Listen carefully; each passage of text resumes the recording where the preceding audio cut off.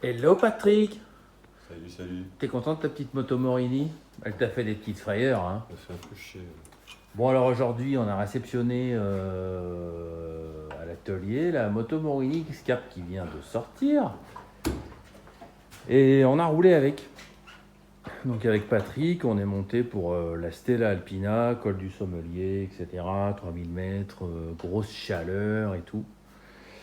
Et arrivé en haut, la moto a commencé à donner des signes de faiblesse.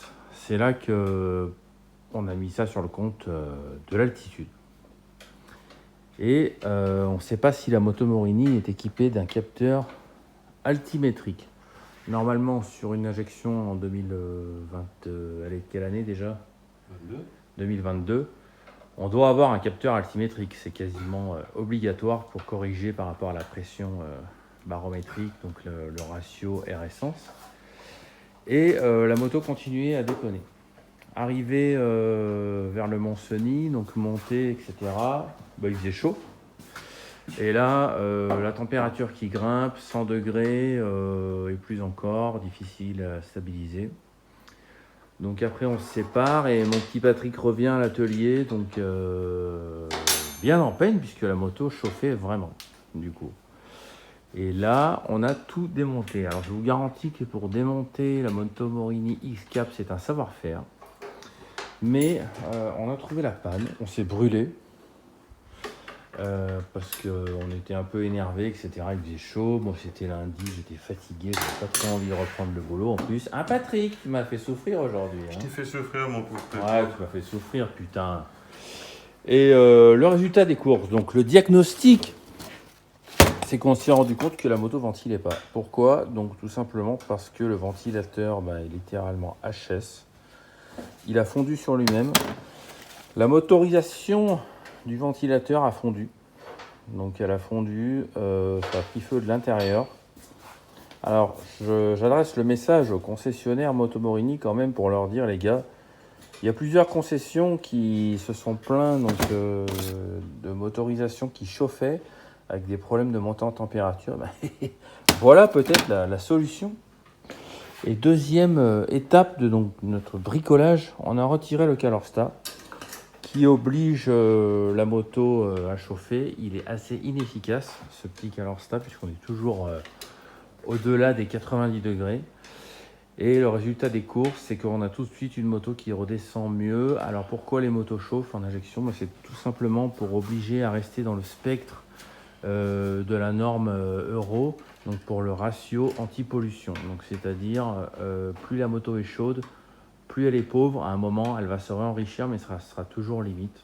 Donc, du coup, pour rester dans la norme, la moto va être super pauvre. Voilà.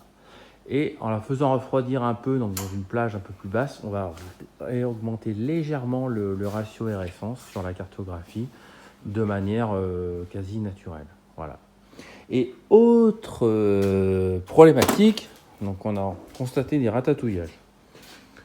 Ratatouillage en altitude, alors voilà, c'est marqué, tu peux te torcher avec, c'est la bougie torche qui est montée d'origine, donc une équivalence de CR8EI.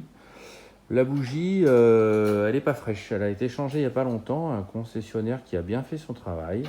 Il a mis normal, les bougies d'origine préconisées par la marque, c'est de la merde. Déjà au ralenti, la moto, elle tenait pas le ralenti, ça allait pas, c'était pas la folie quoi. Et plus il avançait, plus ça se dégradait. Donc depuis le remplacement des bougies par des CR8EXI de chez NGK, plus de problème. Hein Patrick?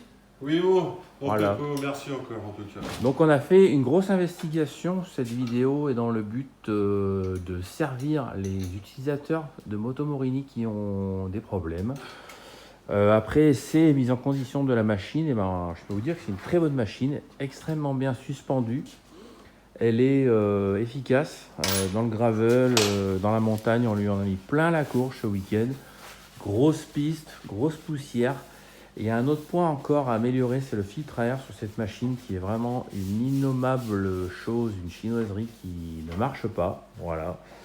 On a retrouvé dans les corps d'injection de la poussière, c'est pas normal au niveau de la conception, ça va pas. La prise d'air se fait pile poil derrière le radiateur, donc elle avale tout. Et là, ça pose un petit problème. Donc je récapitule, si vous avez une moto Morini X-Cap, en premier, vous montez les bougies NGK, donc la bonne marque, le bon indice thermique. En deuxième, vous retirez le Calorsta. En troisième, alors on n'a pas dit, voilà, en troisième, on a adapté, parce que si vous remontez la même chose, ça sera pareil. On a adapté un ventilateur de Transalp. Il faut remettre le petit sabot, mon Patrick. Ouais. N'oublie pas ton sabot. On a ressoudé, adapté un ventilateur de Transalp sur le support, assez facile à faire, il faut être un peu bricoleur. Là, un ventilateur qui a quasiment 20 ans d'âge, qui sera largement plus efficace que la chose que nous avons démontée et qui présente un danger. Heureusement que ça n'a pas plus pris feu, mais c'est quand même absolument hallucinant. Alors, bon, on peut dire chinoiserie, etc. On voit ça sur des marques courantes, des marques modernes. Pour moi, la moto Morini est largement au niveau. Il y a quelques détails qui traduisent son ADN venu des pays du soleil levant. On voit que c'est pas japonifié, on voit que c'est chinoisé. Mais je vous garantis qu'en TT, on lui en a mis vraiment un Patrick. Oui. Et que du coup, au niveau suspension, on est pas mal du tout. Les Marzocchi font un super boulot. La moto est vraiment agile. Le moteur répond plutôt bien. Il faut absolument régler ces problématiques de filtre à air en priorité, de bougies et la ventilation. Et virez-moi ce Calorsta qui oblige la moto à être beaucoup trop haute. Bon ben voilà, on a réglé le problème. Alors, qu'est-ce que ça dit? C'est moi la douloureuse. Ça dit, après avoir laissé la moto en stand-by, donc on vient de l'arrêter, on est à 89 degrés. Après 2 à 3 minutes d'arrêt, on avait une température à 75 degrés en stabilisé à 100 km/h contre 90 voire plus. Du coup, ça nous donne quand même une progression puisqu'on a un gain de 15 voire 20 degrés. Alors la question c'est est-ce que ça nuit au moteur? Bon ben non, clairement on est sur déjà des températures de fonctionnement qui sont correctes. Tant qu'on est dans les 75-80 degrés, on est pas mal.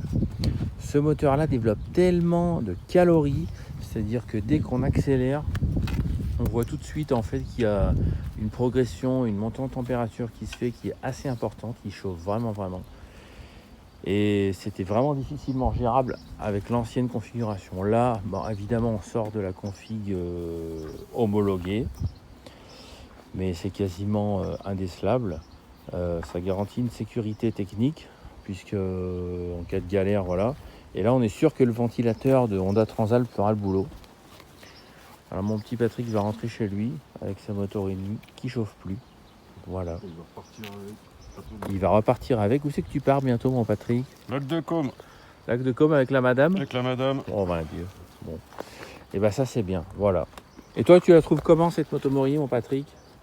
Je suis rassuré depuis qu'elle est passée dans tes mains. Ouais. Parce que j'ai été un peu dégoûté, mais par contre. Ah, Sinon, ça t'a fait un choc quand même. Ah ouais, au bout de 8 mois d'utilisation. Ouais. Mais ça peut arriver sur tout. Hein. Je veux dire, des BM qui tombent en panne au bout d'un an, des Yamaha, des Honda qui tombent en panne au bout d'un an, on en voit quoi. Donc, Bon, c'est vrai que je lui ai mis des bornes, mais. Bah, 10 000. 13 13 000. 13 000. 13 000 en 8 mois, bah, c'est la retraite, ça roule. Ça roule. Ça roule, Patrick, il est courageux. Il nous a suivis sur le col du Sommelier. Moi, je suis quand même étonné. Je reste confiant avec cette moto Morini. La mécanique est bien, la partie cycle est bien. On a une injection Bosch. Les assemblages sont soignés. Le carénage est solide, c'est soigné. Ça se démonte assez difficilement, mais c'est pas mal. Ça dit quoi en consommation Là maintenant, elle consomme de moins en moins. Je suis entre. Tu vois, on a fait le périple avec le col du Sommeiller, donc à tirer dessus sur les montées, quoi, hein, en première, deuxième. J'ai fait plus de 300 km avec le plein et j'ai remis même pas 15 litres. Ouais, donc on est pas mal. Je suis entre 4 et 5 litres. Et t'as une vraie progression depuis que le rodage commence à être bien bouclé. Avant, j'étais à 5 voire plus. Voilà. Bon, bah, on a pas mal progressé sur cette moto.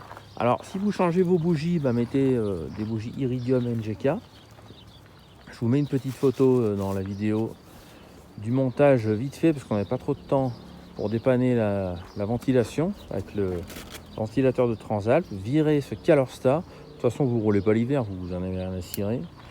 Et même si vous roulez l'hiver, je suis sûr que le moteur chauffe tellement qu'il va arriver à tenir les calories. Alors évidemment, s'il fait moins 10, c'est différent. Bah, tu mettras des cartons sur ton radiateur, comme avant. Hein. Allez, à bientôt. Allez, mon pépon, c'est un mauvais jus pour le facture. T'inquiète.